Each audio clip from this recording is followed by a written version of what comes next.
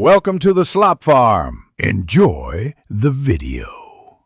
You'll start by making system-level choices that let the GPU run. Update the driver now because optimizations matter. Once done, pick high-performance power mode and disable battery or adaptive limits. Next, force the game to the discrete GPU in Windows graphics settings or the vendor control panel so the card actually gets used.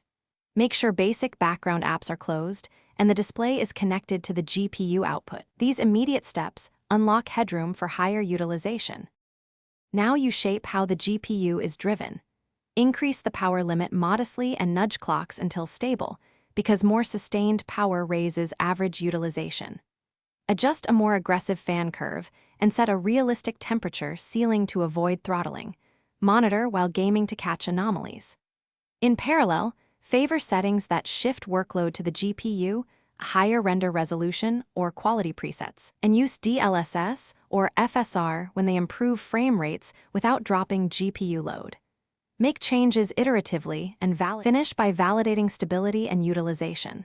Run a benchmark or a 15-30-minute gaming session while logging GPU usage, clocks, and temps.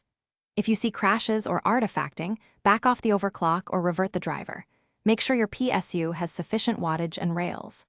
One key troubleshooting tip: if GPU usage stays low, verify the game uses the discrete GPU, check PCIe link speed and BIOS, close overlaid background apps, and test with a fresh driver installed.